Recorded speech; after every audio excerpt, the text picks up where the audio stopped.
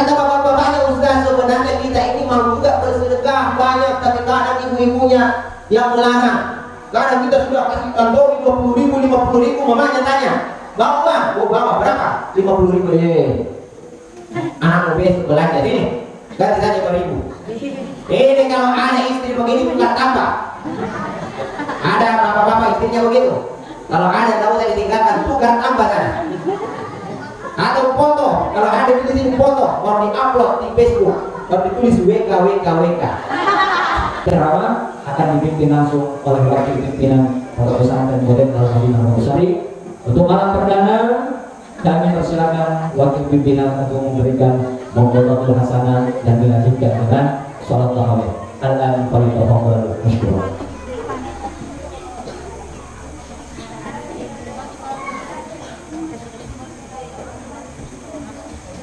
Bismillahirrahmanirrahim. Assalamualaikum warahmatullahi wabarakatuh.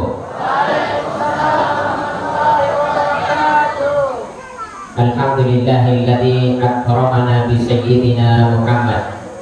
Walhamdulillahilladzi ja'alana min ummati sayyidina Muhammad. Walhamdulillahilladzi ja'ala Ramadhana fadilatan li ummati sayyidina Muhammad. Asyhadu an la ilaha illallah wahdahu la syarika lah wa asyhadu anna sayyidana Muhammadan abduhu wa rasul al-mab'uts rahmatan lil alamin.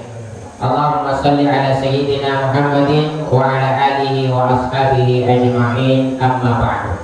Jamaah salat Isya dan salat tarawih yang insyaallah dimuliakan oleh Allah Subhanahu wa taala. Alhamdulillah malam ini sudah masuk malam pertama Ramadan. Bulan Ramadan ini kadang kita berbeda dengan beberapa saudara-saudara kita terkait tentang awal Ramadan. Kenapa terjadi demikian? Karena memang kita ada perbedaan metode dalam menetapkan bulan Hijriah, dalam menetapkan awal Ramadan dan hari-hari besar lainnya. Perbedaannya kita dengan saudara kita dari Muhammadiyah, kalau kita memakai imkan ru'yah, kalau orang Muhammadiyah memakai wujudul hilal. Kalau orang Muhammadiyah itu memakai metode wujudul hilal. Yang penting sudah ada bulan, mau dia kelihatan atau tidak, yang penting sudah terdeteksi oleh alat. Mau dia baru ketinggian beberapa derajat, baru mungkin 1 derajat, kalau sudah ada bulan terdeteksi oleh alat itu, maka itu sudah jatuh bulan suci Ramadan. Makanya saudara kita dari Muhammadiyah itu dari tahun yang lalu sudah tetapkan memang Ramadan ini jatuh di tanggal berapa. Beda dengan kita ini imkan ru'yah. Meskipun bulan sudah ada, tetapi kalau belum memenuhi syarat atau belum sampai 2 derajat, maka itu secara ilmu pengetahuan itu belum memenuhi syarat untuk dilihat oleh mata.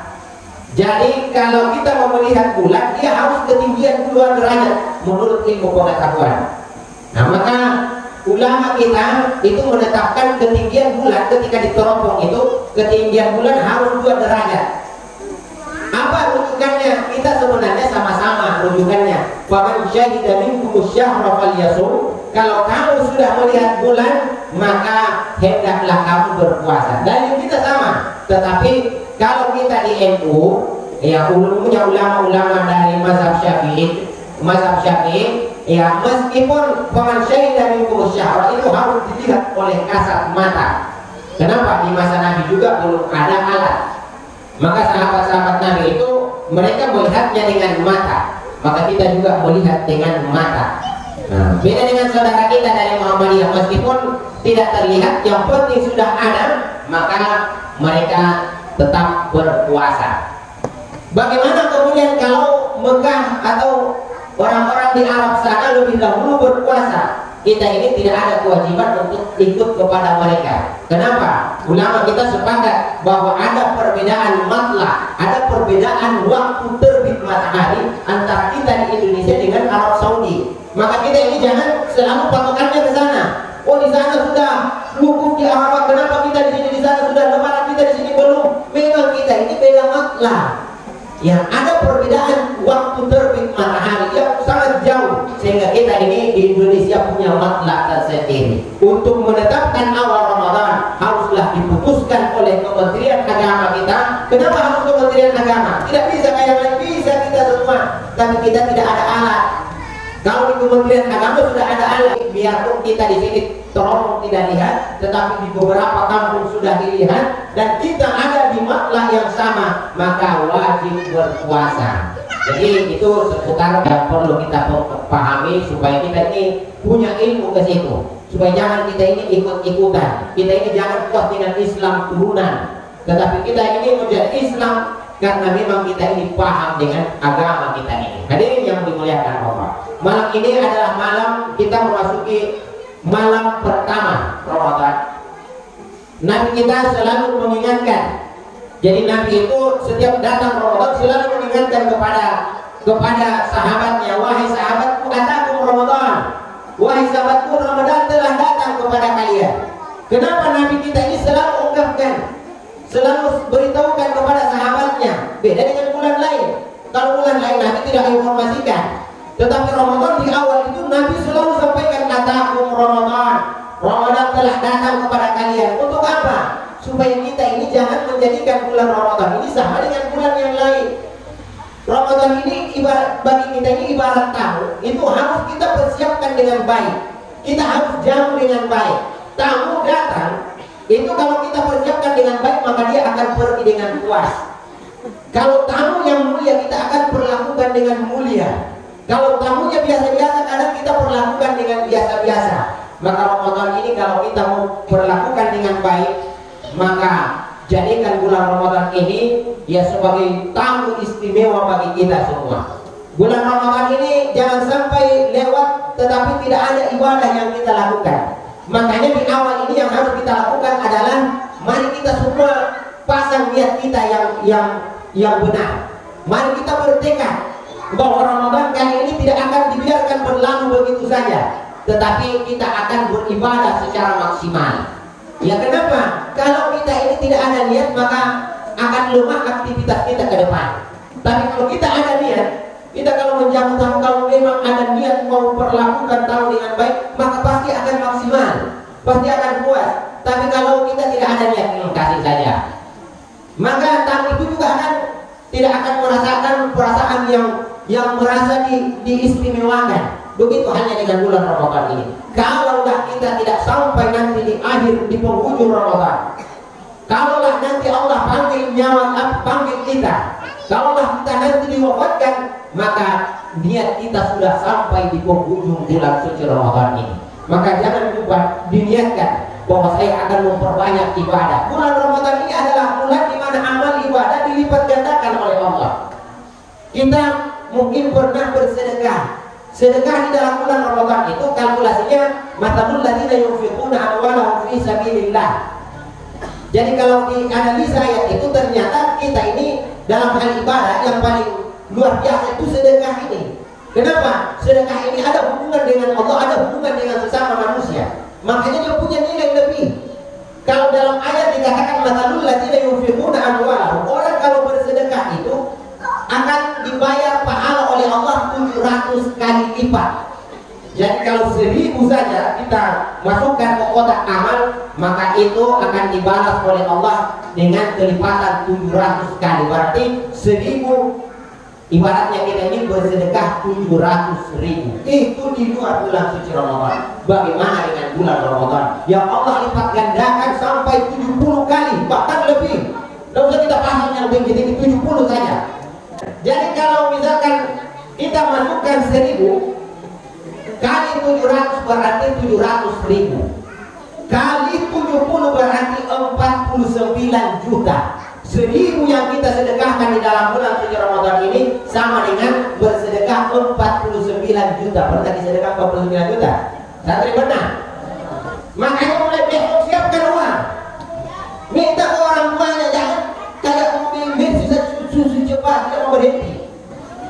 Sekalinya berhenti, ternyata uang receh 1000. Kata bapak-bapaknya, Ustaz, sebenarnya kita ini mau juga bersedekah banyak, tapi kadang ibu-ibunya yang melarang. Kadang kita sudah kasih kantor 20.000, 50.000, mamanya tanya, bawa bang, oh bawa berapa? 50.000. Anak besok belajar ini, ganti saja 5.000. Ini kalau ada istri begini bukan tambah. Ada bapak-bapak istrinya begitu. Kalau ada yang tahu saya ditinggalkan, bukan tambah kan? Atau foto, kalau ada tulisin foto, mau di-upload di Facebook, kalau ditulis WK. Ini, jadi jangan pikir dalam bersedekah. Kalau kita ini mau kaya, maka orang itu selalu mengajarkan untuk bersedekah. Karena belum ada sejarahnya, ada orang kuat bersedekah kemudian jatuh miskin. Mungkin jamaah di sini berarti ustaz ini kuat sedekahnya. Ini namanya berbagi tugas. Ya, kalau saya yang ceramah, saya juga yang bersedekah banyak, berarti saya ambil semua bagian. Makanya ada yang memprovokasi, ada yang mengeksekusi. Nah, jadi ibu yang turunkan 1.000 pahalanya 49 juta, saya juga dapat 49 juta. Kalau 100 yang tadi turun berarti kalian kalah. Kalau saya sedekah lagi berarti double saya.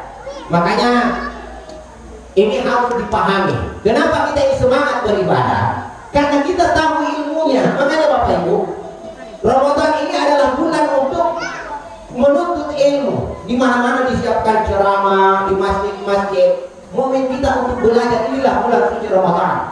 Kita ini kenapa kadang malas beribadah? Itu karena iman kita lemah. Kenapa kita malas bersedekah? Iman lemah. Jadi iman itulah yang membuat kita lemah beribadah. Makanya kita itu kadang kalau beribadah kadang ada khusyuk sekali, kadang kenapa saya malas sekali beribadah. Kadang dalam itu karena casnya lemah. Jadi kenapa kita kadang kayak semangat beribadah berarti casnya full. Ramadan ini ya insya Allah akan semangat kita beribadah. Kenapa? Penuh dengan ibadah di dalamnya dan Allah lipat gandakan. Insya Allah besok ini kau amal 10 ini. Amin. Jangan cuma amin saja. Dipersiapkan. Mak, saya di pesantren 17 malam. Berarti 17 malam kali 10.000 berapa? Banyak itu nak. Mama mau kaya atau tidak? Ya. Jadi tidak ada sejarahnya orang itu bersedekah kemudian jatuh miskin. Tidak ada. Bahkan rata-rata orang kaya itu coba dicek. Rata-rata orang kaya itu karena banyak sedekahnya. Makanya ada semua buku itu bisa dicari di Gramedia. Kalau kamu mau jadi orang kaya, maka siapkan diri menjadi orang kaya. Bagaimana caranya menyiapkan diri? Bukan dengan menumpuk uang, bukan. Banyak semua orang mengumpulkan uang sebanyak-banyaknya, tetapi tidak semuanya jadi orang kaya. Haruslah dipersiapkan. Haruskah? Apakah kita sudah siap jadi orang kaya? Bagaimana caranya? Maka persiapkan untuk berbagi dengan orang lain. Rezeki kita itu sudah tetap, Bapak Ibu. Mau banting pulang dari pagi sampai malam tidak tidur-tidur, itu rezeki kita tidak akan ditambah oleh Allah Subhanahu wa taala. Yang ditambah itu keberkahannya. 10 juta takdir kita, maka tidak akan jadi 20 juta terkecuali kita ambil alih rezekinya orang lain. Apa maksudnya? Rezekinya orang itu Allah berikan lewat kita.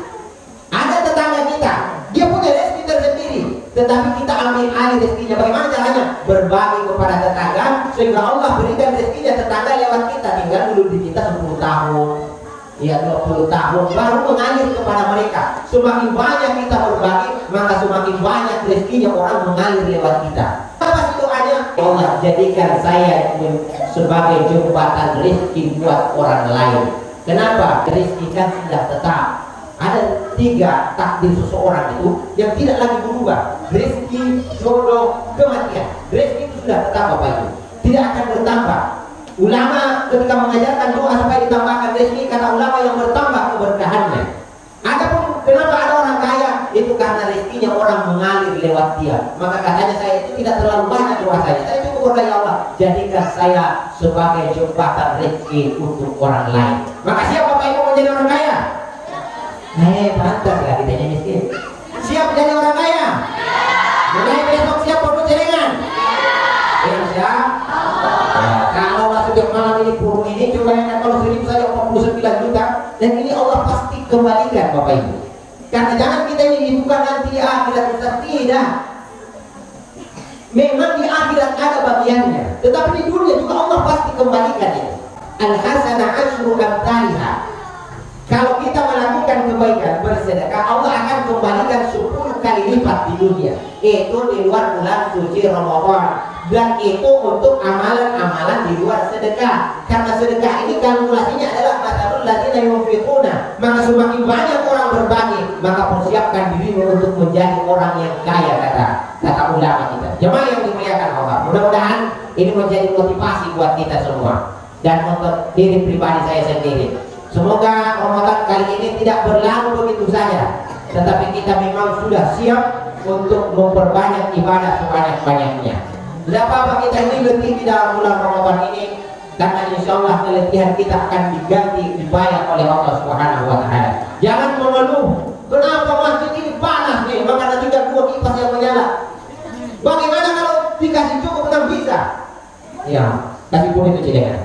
Nanti menjadi 6 kipas di sini. Kalau perlu pakai AC, di kaca semua di luar sana. Makanya Bapak Ibu jangan salah paham, cukup 1.000 saja Ustaz, nanti di bawah. 1.000 kan jadi 49 juta. Ya kan cuma 1.000, kapan bisa beli kipas? Maksudnya itu bahwa semakin banyak semakin bagus. Bapaknya nyumbang 20.000, tanya, Pak, bawa berapa? 20.000. Bapak mau masuk surga sendiri? Oh, dengan Bapak dong. Ini uang saya 20.000. Kata anaknya, Pak, Ma, kalau saya mana? Wah, anak kita berapa, Ma? Oh, anak kita 10. Oh, berarti 10 kali 20.000. Berapa itu? 200.000. Dengan bapak mamanya boleh 240. Mertuanya 4, mertuanya 2, tambah 2 lagi orang tuanya. Itu yang dibawa setiap malam. Jangan mau masuk surga sendiri. Banyak orang itu asing tuh di mana anaknya dibiarkan keluar kucing di pantai. Begitu sudah update status pakai songkok ke masjid dulu guys. Ternyata tidak muncul di masjid, malah ngorok di rumah. Ternyata hanya upload saja, sudah diupload langsung ditaruh, pokoknya tidur lagi. Memang sekarang ini budaya pencitraan. Makanya mudah-mudahan Ramadan ini tidak berlalu sia-sia Bapak Ibu. Semoga kita semua diberikan kesehatan oleh Allah Subhanahu wa Ta'ala. Yang sakit, yang ada keluarganya sakit, anaknya, istrinya, suaminya, orang tuanya, semoga dengan kemuliaan bulan Ramadan ini Allah angkat penyakitnya. Yang miskin dikayakan oleh Allah Subhanahu wa Ta'ala. Semoga semua kesusahan kita dihilangkan oleh Allah Subhanahu wa Ta'ala. Kesedihan kita diganti dengan kebahagiaan. Semoga usaha kita dimudahkan dan diberikan keberkahan oleh Allah. Semoga Allah jadikan rumah tangga kita rumah tangga yang sakinah mawaddah warahmah, menjadikan kita rumah tangga yang berkah, anak-anak yang berkah, yang soleh dan soleha, harta yang berkah dan usaha yang berkah, sehingga kita mendapatkan keridhaan Allah Subhanahu wa Ta'ala. Wallahul muwaffiq ila aqwamit thariq. Wassalamualaikum warahmatullahi wabarakatuh.